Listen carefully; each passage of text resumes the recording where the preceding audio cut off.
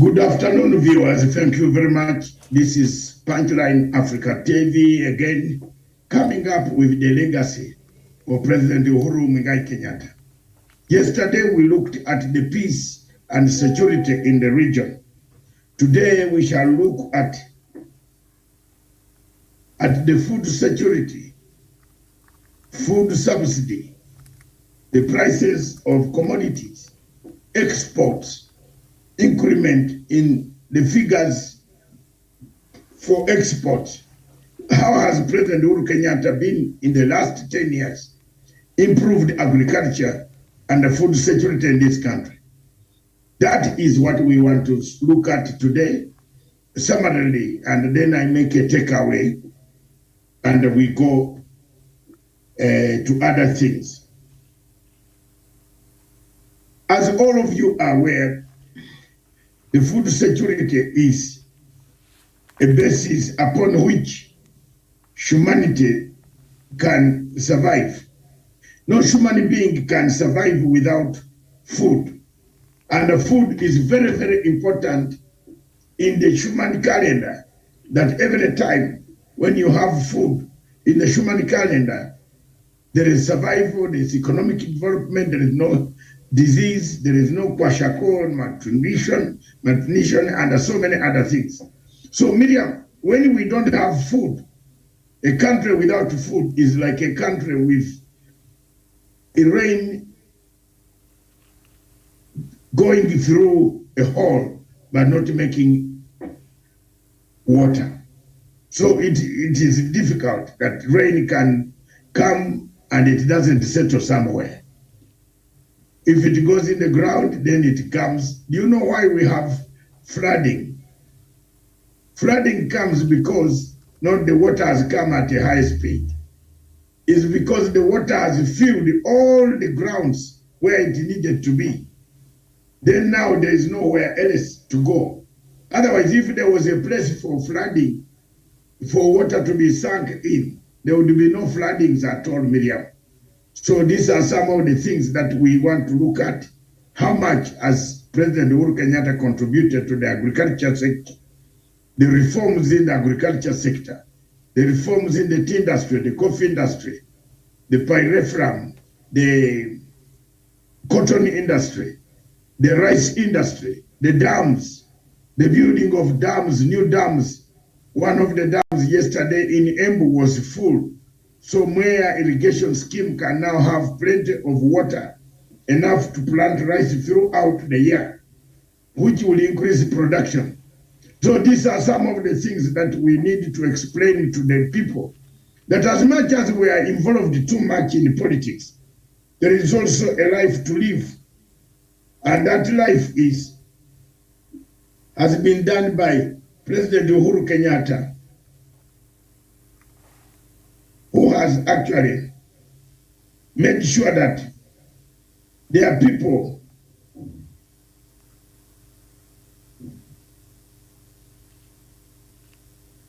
who has made sure that there are people in Kenya can survive. There is food, yes, but it's not enough. Not very many countries in the world at the moment have enough food, especially those affected by the grain that used to come from Ukraine and Russia. We still have so many obstacles, challenges to arrive with that grain into Africa. But that said, it leaves us with no alternative but to hammer out what can be done. What is the best way to change our agriculture, our economic setup, which is subsistence farming, to commercial farming that could bring in plenty of food on limited land, other than farming on a huge farm.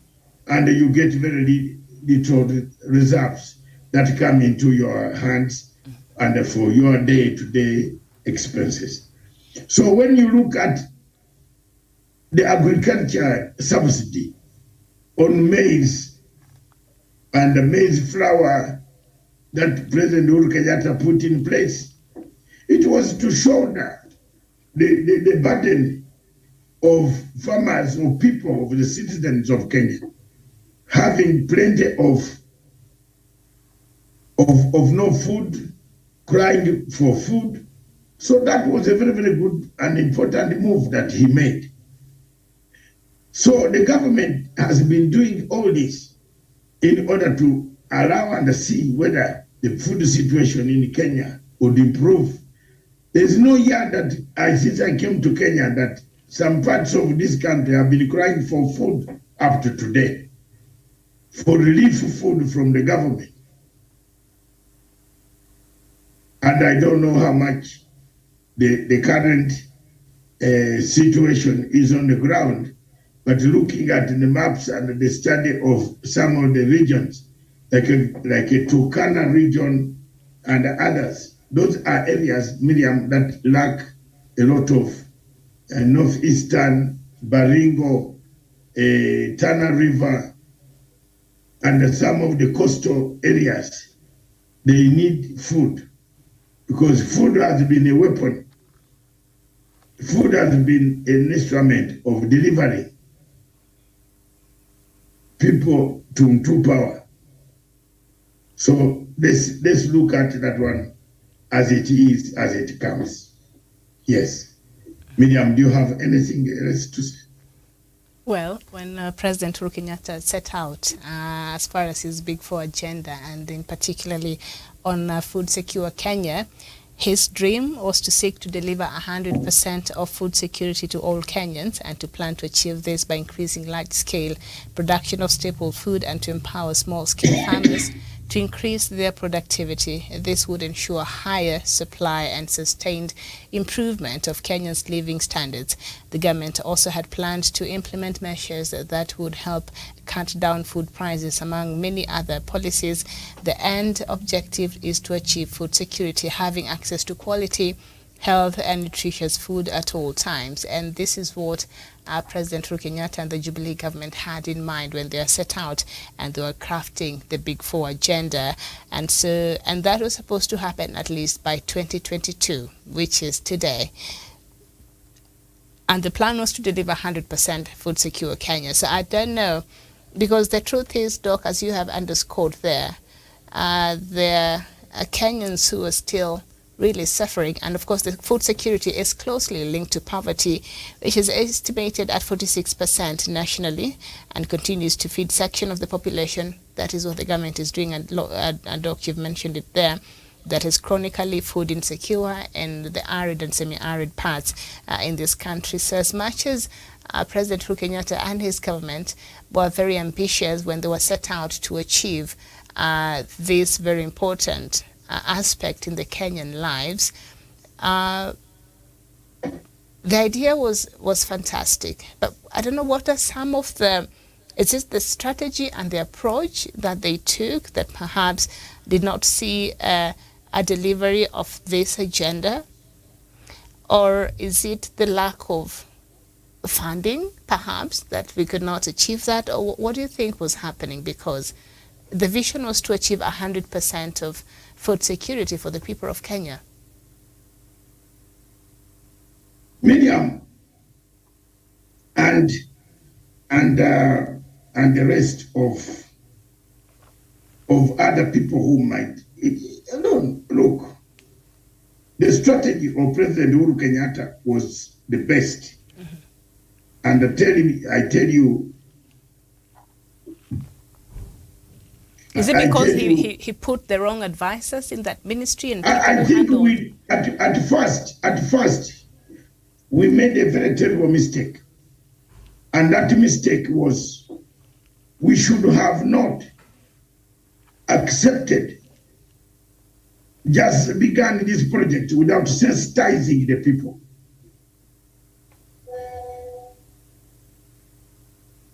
without sensitizing the people. And the people must be sensitized. We didn't. We just came and planted these projects. Secondly, projects were used for as a cash cow, Miriam. Agree that as Uhuru was going on borrowing money, there was some thief eating the money.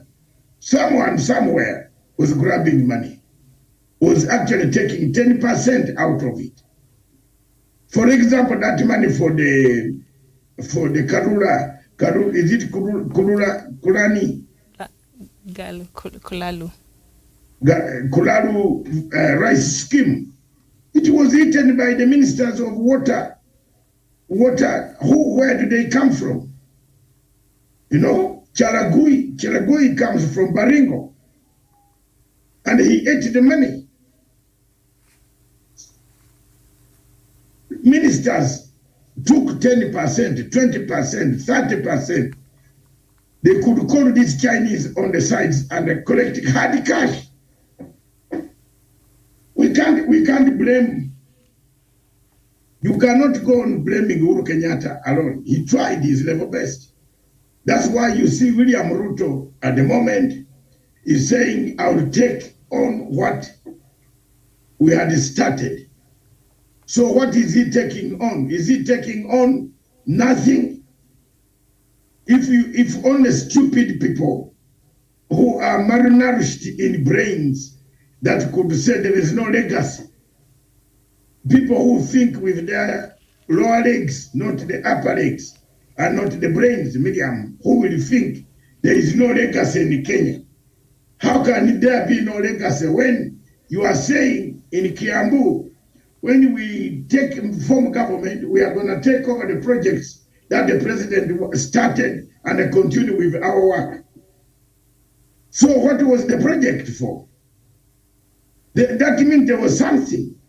On food security, people went to Kampala, to Uganda, in Uganda Produce Marketing Board. The former minister, Kiyunjuri, who was apparently failed to get his seat, was he floored in the seat? He didn't get the MP seat, isn't it? He was beaten. These are the people who undermined Uhuru Kenyatta. They came into Uhuru Kenyatta, they used him, the others. The friends of Uhuru Kenyatta, the only person left here are few people that you can count. Those who have been public, very few.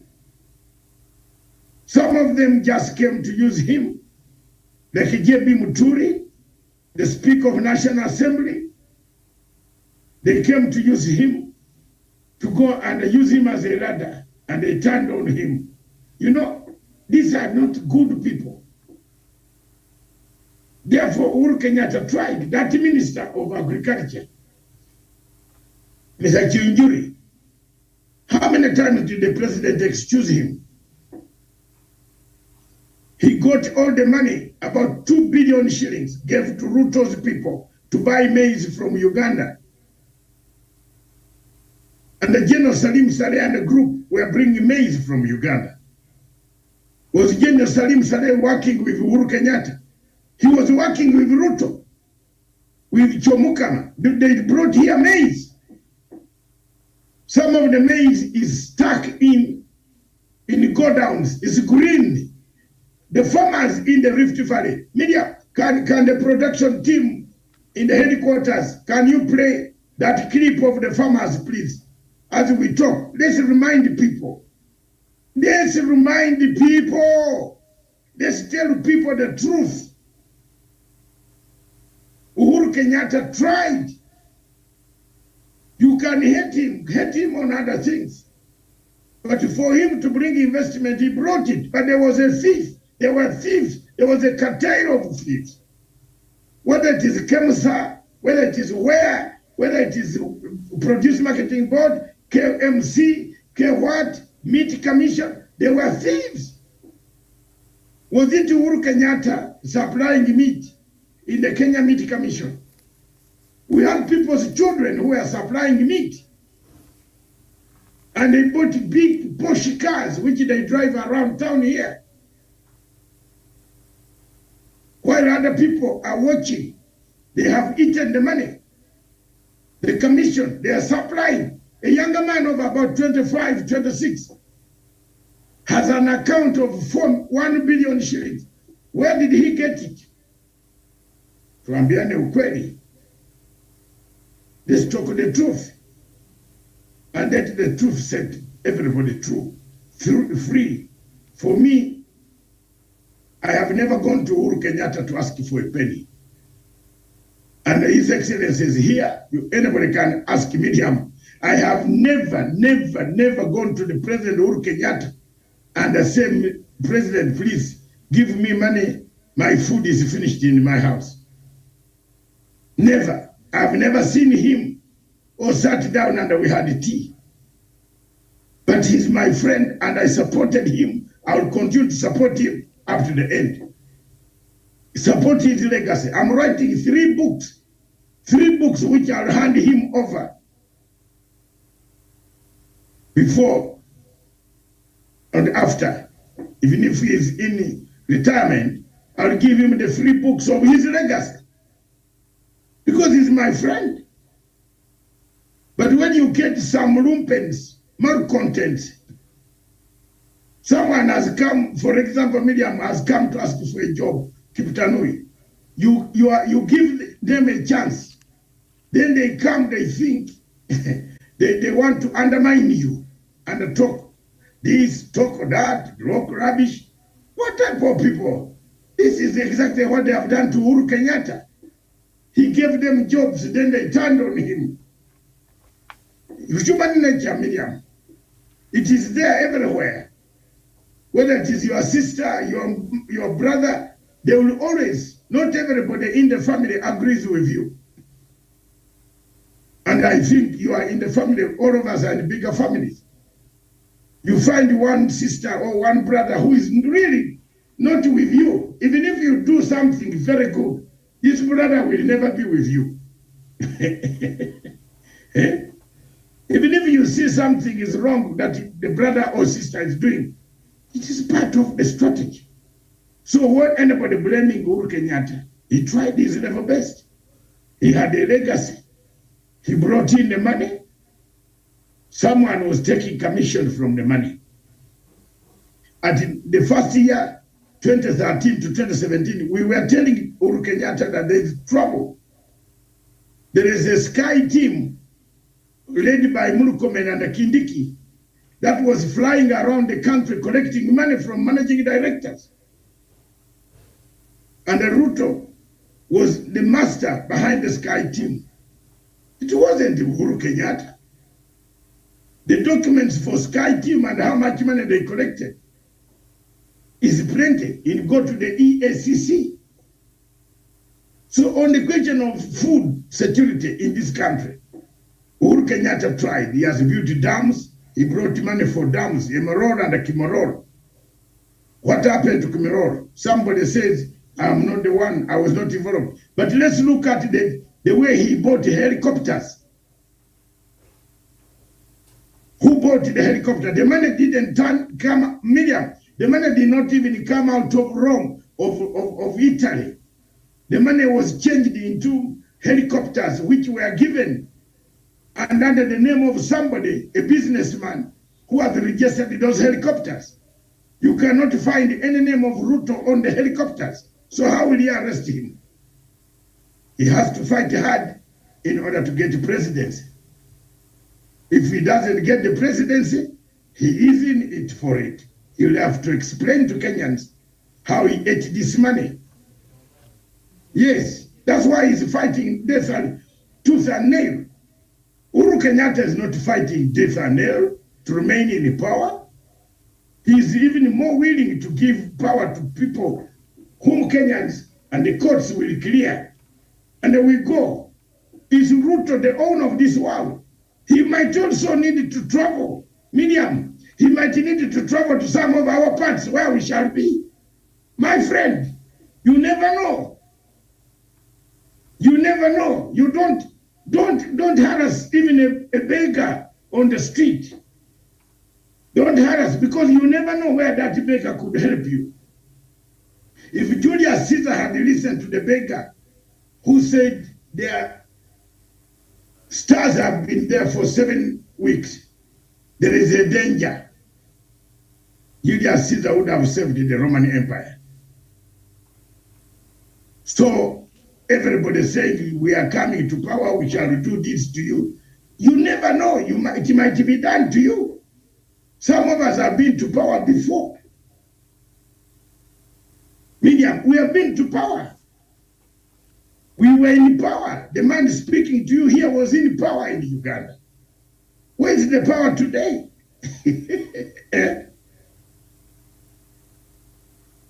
My wife was being driven, or my bigger children was being driven to buy food, escorted to the market. Miriam, where is it? Today I go to the market myself. So, Ruto should not just come. You never know.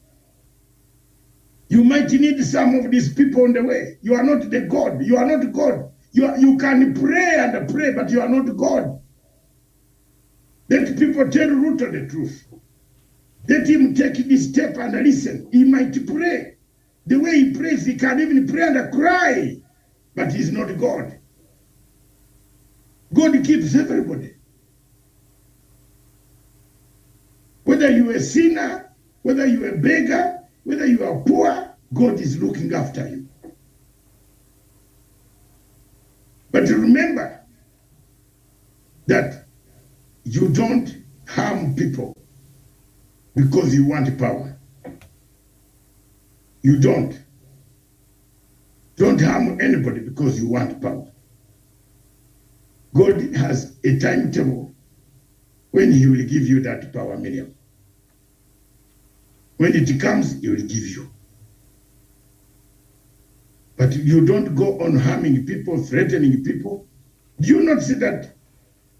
Unfortunately, Kiptanui has gone off. I would like to tell him this, that most of the people who are now on Facebook harassing the people that, oh, when we get power, you will see. I don't think Ruto is going to say that when he gets power, he's going to come for people. They could come for him also. You never know. Don't point fingers at people. People, human beings work at both ways. You could be the one preparing when they are preparing. Have you seen the thieves going to steal? Are they always sure whether they will come out nicely? Until you have watched the films of thieves, Miriam. When they come out, they are dividing the the loot. One of them said, no, we agreed, we need you take this, I take this. They start fighting.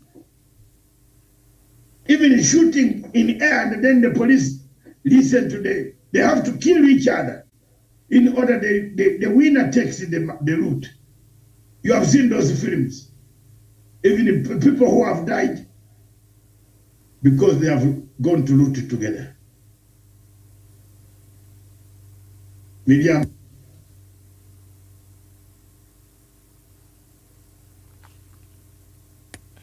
So that is, Miriam, these are some of the facts that Uhuru Kenyatta tried. The agriculture sector was in chaos. The cotton, Mumias Sugar Works is working now. Do you see anybody talking about Mumias? The sugar cane is rolling. The same people who went to the court to block Uhuru Kenyatta's legacy and not to open the sugar cane, blocking, even buying some judges to give stupid orders, are ashamed now because the farmers are rolling their stock. If you go that side of Eldoret, Tarbo, Trans Nzoia, you find tractors on the way. All tractors carrying sugarcane, delivering to Mumias, Webuye, Bumoma, part of Kagamega and a part of Busia. Everything is going on there, activities, and Kisumu, those areas of Muhoroni, you can see the sugar industry is progressing. Sugar is part of the agriculture sector. The cheap fertilizers, who used to bring fertilizers? It wasn't Uhuru bringing fertilizers here. Fertilizers are associated to Mr. Ruto's companies. Maize is associated to his companies. He even told people not to grow maize, but to grow avocado. Because he would go and import maize from another country. Is that clip ready down? Yeah, let's play it as we finish, then I do a takeaway. Murgumin Jararge nilisoma na baba yako 1954. Nyinyi siku zinahesabika. Kunyongwa heri kukufa kuliko kuishi Kenya. Mnasikia? Heri kukufa kuliko kuishi Kenya. Heri kipo kabisa. Watoto watoko naenda cheza na sisi na mlakani. Weta na Orengo na Moi. Nyinyi ni senior. Inji hawezi endeshwa namna hii hata nyumba yako. Thank you for earning 1 million plus. Sisi wakulima hapa, watoto wetu hawaendi shule. Yours, I know they're in Australia. They are in United States of America. Wakulima hawa wanashuku nyinyi kwamba nyinyi ndio kateli wakubwa. Huo ndio ukweli wa mambo. Huyu mnyama anaitwa kateli ni nani ambaye nyinyi hamwezi kumtaja? Ukifika huko ati kuna katela anakula serikali. Ukifika huko kuna katela anayekula cereal. Kwani huyu kateli ni mbwa mwitu? Tunaimba hapa Kiswahili kizuri, Kiingereza kizuri, lakini hakuna inakuishia sanduku ya Senate. Recommend, wewe unajua kuzungumza sana, zungumza mahindi leo. Mahindi ilitoka kwa Mexico, ilikuwa ya nani? Mumekuja hapa kututanganya. Mumekuja hapa kutuweka sisi merry-go-round. Maneno ya 2022 watu wetu nakupa hapa ribarol kama nzike. Sisi tuko na tabu ya kutosha. Hii watu mnapoona namna hii tuna tabu. Mahindi ndani ya sito, mahindi ndani ya cereal, mahindi sasa tayari kwa shamba, na mnakuja tu kutuchekelea haki ya Mungu. Zikiagizwa hakuna deni, wanalipwa mbeleni. Yeah? Lakini ikiwa mwana Kenya inakuwa ni deni. Inakuwa ni deni. Sasa mamlaka ya serikali ni kwanza ni kuwahudumia wa Kenya. Na mimi hii ni aibu kubwa sana. Kwa sababu tumepata mafuta, sasa kama mambo ya mahindi imetushinda, mambo ya mafuta tutaweza kweli? Mahindi inaingia kiholela kutoka nchi jirani. Na sisi tukawaambia wale viongozi ambao wanalinda mpaka, serikali ya Kenya haikutumia ushuru wa mwananchi kujenga magala ya cereals board kusaidia mkulima wa nchi jirani. Wanakuja gorogoro moja sasa Bungoma ni shilingi 9. Kwa sababu mkulima hana pa kupeleka chakula chake. And we want to do something once and for all. Hatutaki vile ndugu yangu Mheshimiwa Tirena amesema turudi kila saa kwa hii hole. Thank you very much, Miriam. You can see here for yourselves. Where did Uhuru take the money? He never touched the money. The people themselves who brought the maize are well known. So the legacy of agriculture for His Excellency President Uhuru Kenyatta still stands, still determined, and it will remain there. Whoever takes over from him must maintain that legacy. I submit. Therefore, unless you have something, I can do a takeaway. Okay, this is the takeaway.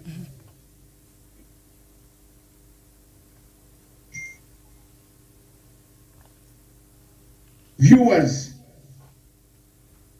agriculture is the backbone of any economy in Africa. Most of the economies in Africa depend on subsistence farming, and very few countries have commercial farming activities. But agriculture has been the backbone of their economies after independence, and it has improved tremendously in terms of export of goods, of which some of the goods have been improved upon, quality improved upon, and they have found themselves in the markets in Europe. What then has the food legacy, the legacy of His Excellency President Uhuru Kenyatta been on the food security in this country? President Uhuru Kenyatta worked so hard to make sure that there is enough food for everybody. He pumped in money in the agriculture sector. He changed the agriculture sector. He made the agriculture sector viable. Changed the farming, the tea farming, the sugarcane farming, the coffee farming, the cotton farming, the avocados, and many other products that can be exported to some other countries. For the first time in the history of Kenya, we had very many diversified commodities for export, apart from the traditional coffee and the tea that were Kenya's main export. On top of that, agriculture has employed quite a number of people, substantial good numbers of people have been employed by the agriculture sector. So the legacy of President Uhuru Kenyatta still remains on the question of agriculture. It can be improved. Of course, there were several bottlenecks in terms of building dams and bringing water closer to areas that needed irrigation. The Ministry of Irrigation and Water in the first government and the second government, prior to the changes, did not perform well in terms of safeguarding the money that was made to pumped into the building of dams and enhancing the agriculture sector. But later on, the Ministry of Agriculture started working in the last years of President Uhuru Kenyatta. Up to now, the ministry has been reforming the sector. The agriculture sector is reformed, ready to take off. And the take off, whoever will take over power from this place will have an agriculture sector which is vibrant, with diversified crops, with markets abroad plenty. This is what we call a legacy. And the legacy of President Uhuru Kenyatta, as far as food security is concerned, yes, he did 8 out of 10, but he was misled by several other people who became corrupt, who took money for dams, who took money for irrigation, who took money for seeds, who took money for fertilizers. And of course, the Constitution of the Republic of Kenya does not say President Uhuru Kenyatta should shoot people in order to recover this money. The Constitution itself gave people the rights, and the Bill of Rights, which is enshrined in the Constitution of the Republic of Kenya, that they will be proved guilty. Until they are proved guilty, you can't say anything. Agriculture in Kenya, His Excellency Uhuru Kenyatta formed a legacy. Thank you.